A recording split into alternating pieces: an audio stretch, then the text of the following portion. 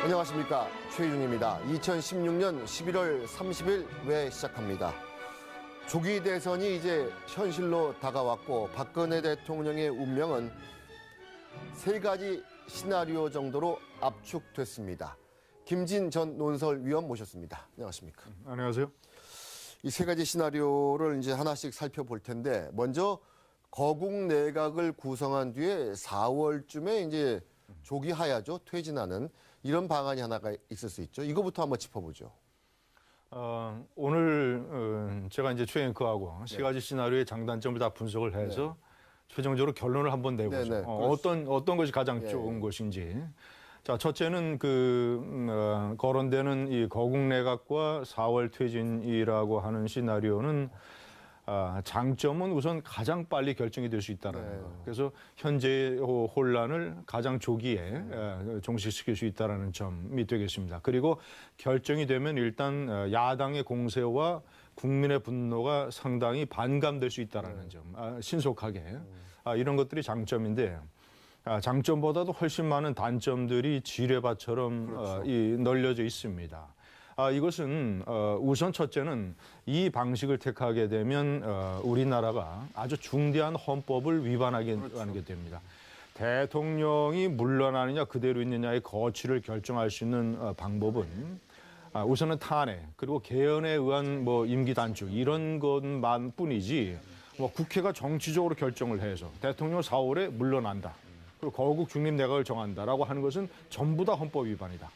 자, 노무현 대통령이 말이죠. 헌법에 없는 얘기를 해서 예를 들자면 나의 재신임 여부를 국민 투표에 묻겠다.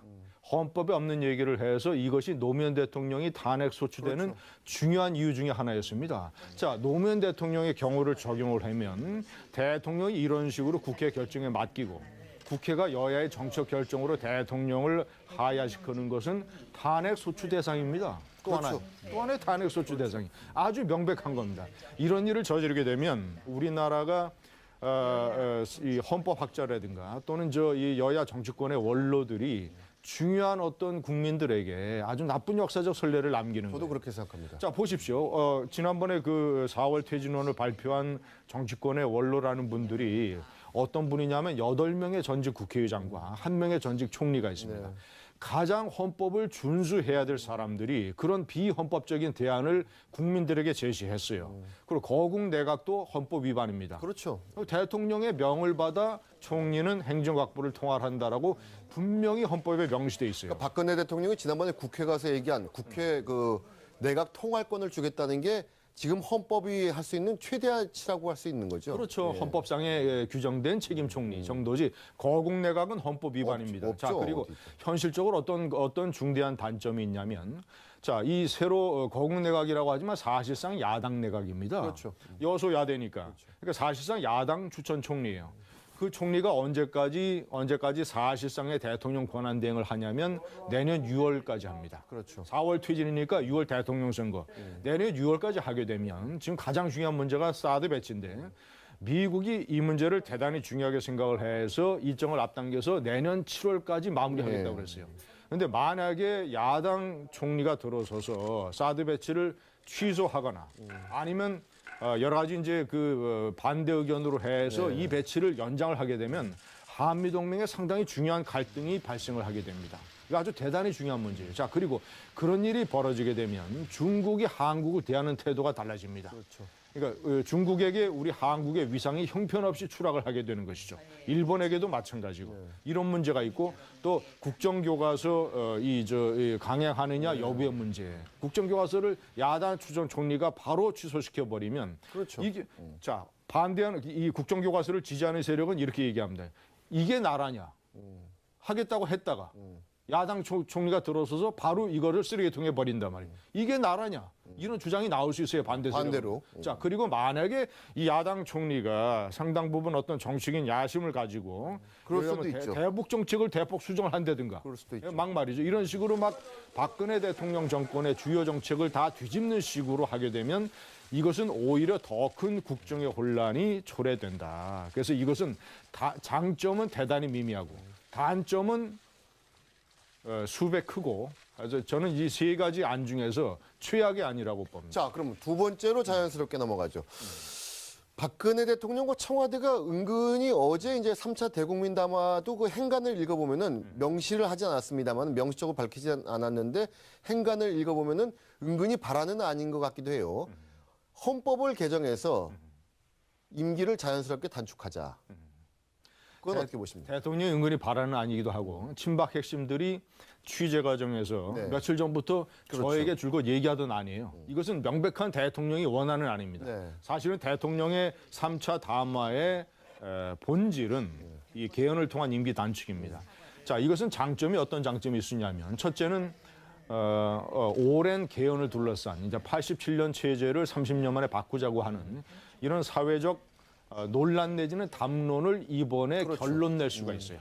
결론 낼 수가 있어요. 자, 그리고 만에 하나 이번 개헌을 통해서 채택하는 제도가 내각제가 되든 이원 집정부제가 되든 4년 중임제가 되든 이 제도가 몇 년 해봤는데 제대로 정착이 돼서 상당 부분 국가의 통치 안정을 가져올 수 있다고 한다면 의회의 이 수확을 거두게 되는 겁니다. 그렇죠. 역설적으로 얘기하면 최순실이가 최순실이가 대한민국을 한 단계 업그레이드 시키는 거예요. 그렇죠. 최순실이가 개헌까지 하는 그렇죠. 겁니다. 개헌까지 하는 개헌까지 하고 이 국가를 한 단계 그렇죠. 업그레이드는 업그레이드 엄청난 역사적 공적을 남기게 되는 그러니까 거죠. 지금 여러 가지 문제점들이 제왕적 대통령제 때문에 생기는 문제들이 여러 가지 노출된 게 뭐 많잖아요. 그걸 이제 최순실이 한꺼번에 바꾸는 거니까 참 자, 대단한 문제는 분은 단점은 대단한 뭐냐? 단점은 첫째는 이 개헌이라고 하는 100년 대계를 최순실 사태를 해결하기 위한 편법으로 개헌을 사용을 한다라는 이런 아주 나쁜 선례를 남게 됩니다. 그리고 대통령의 일종의 안전을 위해서 개헌을 통해서 대통령의 임기 단축을 하게 되면 개헌이란 자체가 여야의 정치적 합의이기 때문에 대통령이 하야 후에 사법 처리 문제에도 상당 부분 여야의 정치적 합의에 따라서 대통령이 혜택을 받을 수 있다는 전망이 등장하게 됩니다. 아, 그렇게까지 갈 수 있나요? 그렇죠. 여야의 정치적 합의이기 때문에 분위기가 자 그렇게 되면 대통령에 대한 엄정한 사법 처리, 법 앞에 모든 사람이 평등하다라고 하는 것 이런 것들이 훼손되는 나쁜 역사적 선례를 남길 수가 있는 그 거죠. 부분이 사법 처리가 확실하게 된다 그러면 개헌도 상당히 좋은 카드로 볼 수 있나요? 상대적으로 한번 보십시오. 탄핵이 되게 되면 사법 처리까지 해야 된다라는 그렇죠. 그건 뭐 국민의 명제죠. 엄정한 요구가 명확해질 겁니다. 그리고 헌법재판소의 결정 과정에서 대통령의 범법 사실이 적나라하게 드러나게 되기 때문에 그런데 이것은 그런 과정도 제대로 거치지 아니하고 여야가 정적으로 합의해서 대통령의 하야를 이끌어내면 대통령에 대한 사법 처리의 분위기가 이런 식으로 흐물흐물해질 수 있는 염려가 있다는 것이죠. 그러니까 투트랙으로 가면 어떻게 됩니까? 그러니까 개헌은 개헌대로 논의를 하고 지금 이제 특검이 오늘부터 이제 시작되지 않았습니까? 특검이 임명되고 시작됐으니까 특검을 통한 그 진실을 밝히는 그런 수사는 또 계속되고 그래서 거기에 따라서 뭐 사법 처리 여부까지 결정되는 이렇게 투트랙으로 가면 어떻습니까? 저는 전체적으로 이번 사태에서 특검이 뭐 대단히 중요한 역할로 등장하지 않을 걸로 봅니다. 밝힐 게 없다? 왜냐하면 지난 우리 10차례의 특검에서 아니, 물론 지난 모두 다 모두 다 10차례의 특검에서 제대로 안 나왔어요. 밝힌 게 없죠. 그렇기 때문에 이번 사태의 본질을 바꿀 만한 것이 나올 가능성은 그다지 크지 않다. 자, 그리고 말이죠. 그렇기 때문에 이것이 설사 특검에서 어떤 새로운 수사 결과가 나온다 하더라도 네. 대통령의 하야를 여야가 정치적으로 이끌어낸 마당에 이게 사법 처리의 분위기가 탄핵보다는 상당히 낮아지게 됩니다. 그리고 세 번 중요한 단점은 또 뭐냐면 아까는 이제 우리가 선택을 하는 제도가 운 좋게 이 나라에 맞아떨어지면 최순실의 공적이 될 수 있지만 내각제를 택했는데 오히려 한번 그게 보십시오. 이제 혼란만 가중시키고 이럴 수가 있다. 그렇죠. 거꾸로 말이죠. 만약에 내각제를 채택한다 합시다. 예. 자, 그런데 우선 뭐냐면 우선 첫째 단점은 뭐냐면 내각제를 하든 이원 집정부제를 하든 4년 중임제 개헌을 하든 내년 6월 달에 뽑는 대통령은 3년짜리 대통령을 뽑게 됩니다. 일단 자 그러면 5년짜리 대통령을 뽑아도 이렇게 나라가 국정이 혼란스럽고 제대로 대통령이 아무 일도 할 수 없다는 지적이 많은데 3년짜리 대통령을 예를 들어서 뭐 문재인이 되든 반기문이 되든 또 다른 사람이 되든 어떤 사람이 되든 3년짜리 대통령이 제대로 일을 할 수 있겠느냐. 거꾸로 내 임기가 일단은 보장된 게 3년밖에 없으니까 내가 이 3년 안에 역사적인 공적을 남겨야 되겠다는 과욕에 사로잡히게 되면 엉뚱한 일을 할 수 있어요. 예, 특히 저 대북 관계라든가 말이죠. 안 그러겠습니까? 진보 좌파 대통령이 등장하면 아주 남북 정상회담부터 서두를 겁니다. 안 그렇겠어요? 이런 것들. 자, 그럼 3년이란 대통령이 가져올 수 있는 혼란이 있고 또 하나는 뭐냐면 4년 중임자 대통령 개헌이라든가 내각제나 이혼 집정부 개헌이라든가 모든 개헌은 비유하자면 이혼한 다음에 재혼을 결정하는 거예요. 자, 그런데 우리 일반인들이 어떻게 합니까? 내가 이혼해서 재혼하겠다는 결정을 할 때는 뭐냐? 내가 재혼을 해서 재혼이라는 것이 내 인생을 더 행복하게 만든다는 확신이 있을 때 이혼 플러스 재혼을 하는 겁니다. 그렇잖아요. 그래야 그 모든 어려움을 무릅쓰고 하는 건데 저는 이것을 미래 확신 지수라고 표현합니다.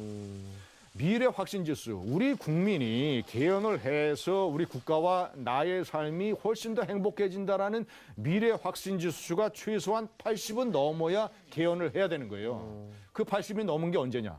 1987년에 대통령 직선제 개헌. 이번은 지금 그렇지 않다고. 아니죠.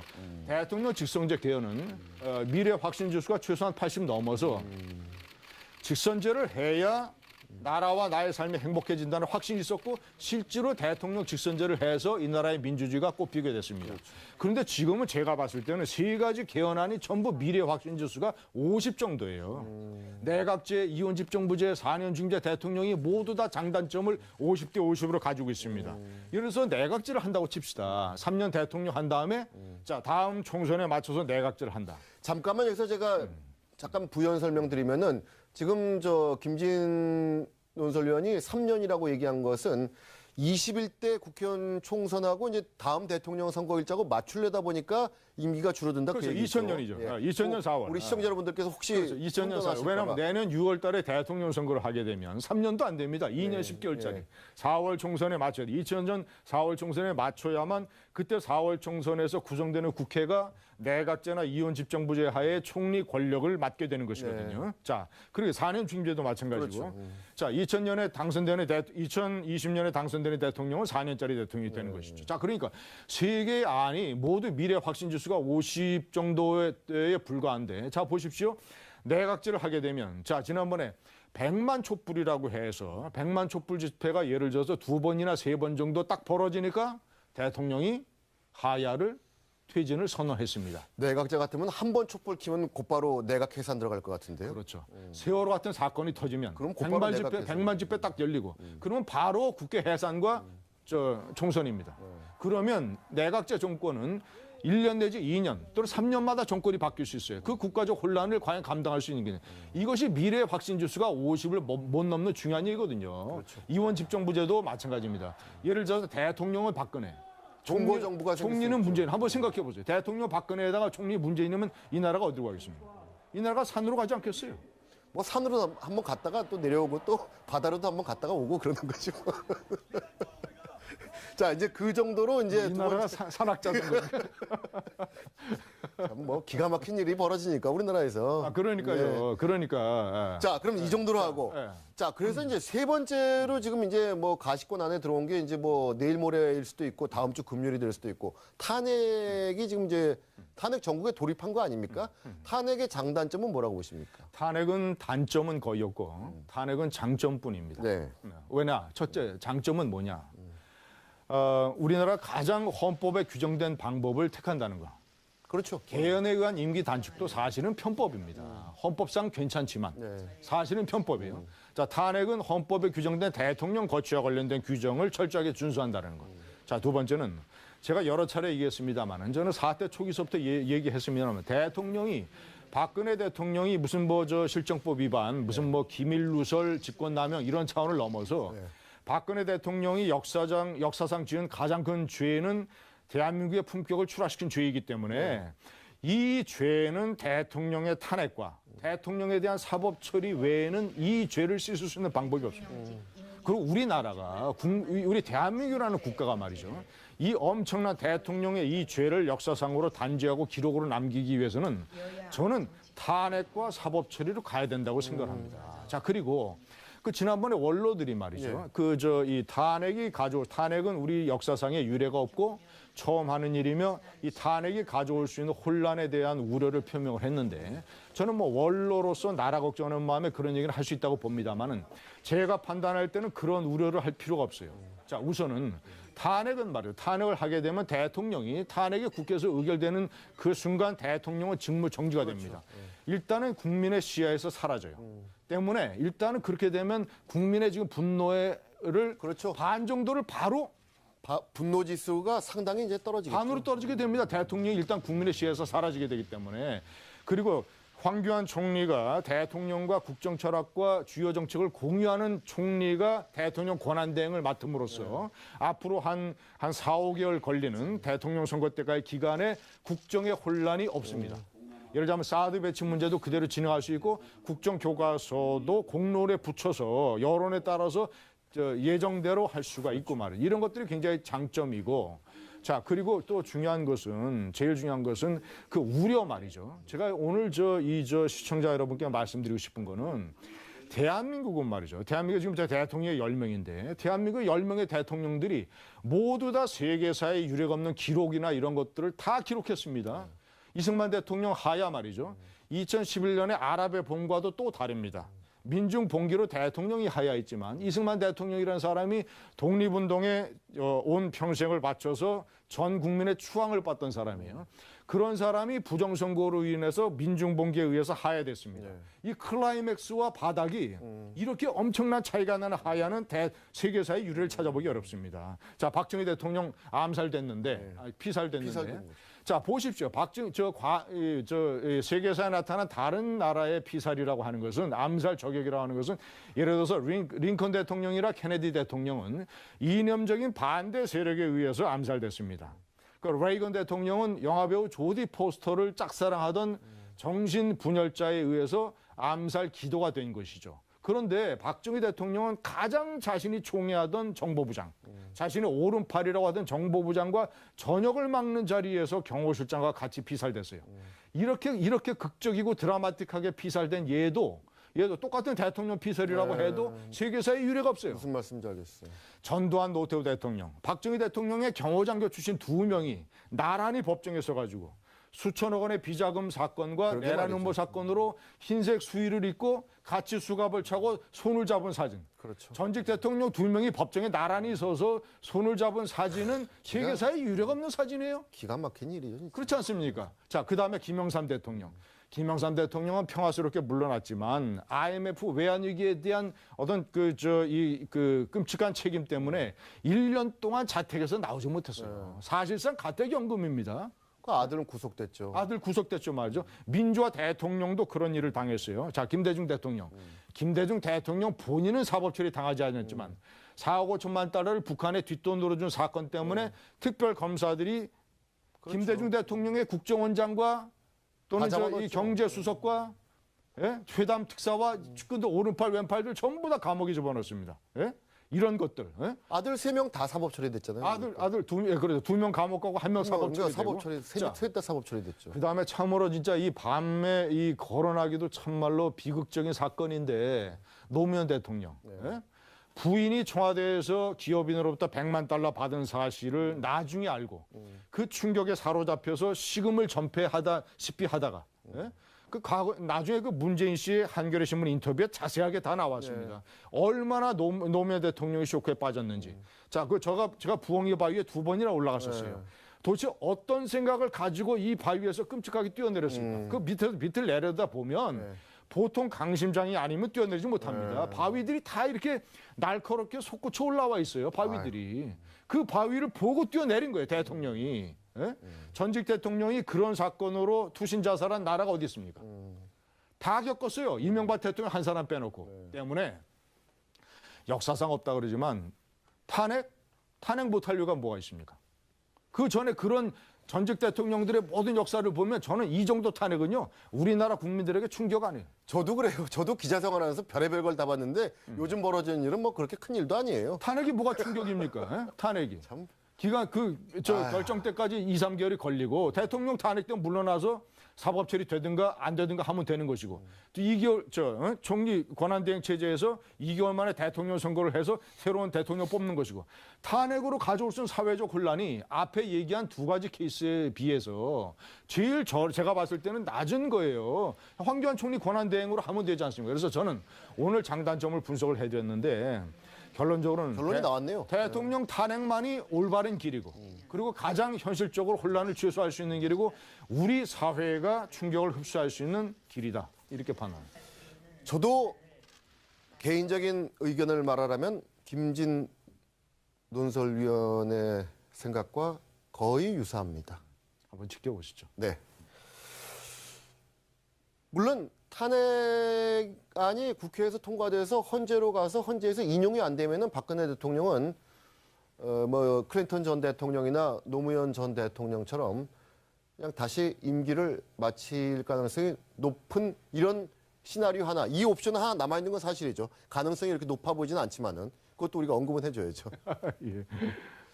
자, 이런 가운데 이제는 박근혜 대통령과 관련해서 별의별 말들이 쏟아져 나오고 있는데 뭐 들어보시겠습니다만은 도가 좀 지나치다 이런 생각이 듭니다. 비아그라 나오면 어쩌자고 그다음에 마약 성분 나오고 계속해서 더 나올 거거든요. 앞으로 이제 섹스와 관련된 테이프가 나올 거예요. 그러다 좀 있다가는 마약 사건이 나올 거예요. 최순실과 박근혜와 관련돼서. 그리고 나서는 대규모 국방비리가 나올 거예요. 여러분께서는 지금 최순실 박근혜 게이트의 10분의 1만큼 보고 싶어요. 네, 김진 논설위원 말씀 잘 들었고요. 법에 없는 얘기를 해서 이것이 노무현 대통령이 탄핵 소추되는 중요한 이유 중에 하나였습니다. 자, 노무현 대통령의 경우를 적용을 하면 대통령이 이런 식으로 국회 결정에 맡기고 국회가 여야의 정책 결정으로 대통령을 하야시키는 것은 탄핵 소추 대상입니다. 또 하나의 탄핵 소추 대상이 아주 명백한 겁니다. 이런 일을 저지르게 되면 우리나라가 이 헌법학자라든가 또는 이 여야 정치권의 원로들이 중요한 어떤 국민들에게 아주 나쁜 역사적 선례를 남기는 거예요. 저도 그렇게 생각합니다. 자, 보십시오. 지난번에 그 4월 퇴진원을 발표한 정치권의 원로라는 분들이 어떤 분이냐면 8명의 전직 국회의장과 1명의 전직 총리가 있습니다. 네. 가장 헌법을 준수해야 될 사람들이 그런 비헌법적인 대안을 국민들에게 제시했어요. 그리고 거국 내각도 헌법 위반입니다. 그렇죠. 대통령의 명을 받아 총리는 행정각부를 통할한다라고 분명히 헌법에 명시돼 있어요. 그러니까 박근혜 대통령이 지난번에 국회 가서 얘기한 국회 내각 통할권을 주겠다는 게 지금 헌법이 할 수 있는 최대치라고 할 수 있는 거죠. 그렇죠. 헌법상에 규정된 책임 총리 정도지 거국 내각은 헌법 위반입니다. 없죠. 자, 그리고 현실적으로 어떤 중대한 단점이 있냐면 자, 이 새로 거국 내각이라고 하지만 사실상 야당 내각입니다. 그렇죠. 여소야대니까. 그러니까 사실상 야당 추천 총리예요. 그 총리가 언제까지 사실상의 대통령 권한 대행을 하냐면 내년 6월까지 합니다. 그렇죠. 4월 퇴진이니까 6월 대통령 선거. 내년 6월까지 하게 되면 지금 가장 중요한 문제가 사드 배치인데 미국이 이 문제를 대단히 중요하게 생각을 해서 일정을 앞당겨서 내년 7월까지 마무리하겠다고 그랬어요. 그런데 만약에 야당 총리가 들어서서 사드 배치를 취소하거나 아니면 여러 가지 이제 반대 의견으로 해. 안녕하십니까, 최희중입니다. 2016년 11월 30일 왜 시작합니다. 조기 대선이 이제 현실로 다가왔고 박근혜 대통령의 운명은 3가지 시나리오 정도로 압축됐습니다. 김진 전 논설위원 모셨습니다. 안녕하십니까. 안녕하세요. 이 3가지 시나리오를 이제 하나씩 살펴볼 텐데 먼저 거국 내각을 구성한 뒤에 4월쯤에 이제 조기 하야죠. 퇴진하는 이런 방안이 하나가 있을 수 있죠. 이거부터 한번 짚어보죠. 오늘 제가 이제 최앵커하고 3가지 시나리오의 장단점을 다 분석을 해서 최종적으로 결론을 한번 내보죠. 어떤 것이 가장 좋은 것인지. 자, 첫째는 거론되는 이 거국 내각과 4월 퇴진이라고 하는 시나리오는 장점은 우선 가장 빨리 결정이 될 수 있다는 거. 그래서 현재에서 이 배치를 연장을 하게 되면 한미동맹에 상당히 중요한 갈등이 발생을 하게 됩니다. 이거 아주 대단히 중요한 문제예요. 자, 그리고 그런 일이 벌어지게 되면 중국이 한국을 대하는 태도가 달라집니다. 그렇죠. 그러니까 중국에게 우리 한국의 위상이 형편없이 추락을 하게 되는 것이죠. 일본에게도 마찬가지고 이런 문제가 있고 또 국정교과서 이 강행하느냐 여부의 문제. 국정교과서를 야당 추정 총리가 바로 취소시켜 버리면 그렇죠. 이게 자 반대하는 이 국정교과서를 지지하는 세력은 이렇게 얘기합니다. 이게 나라냐?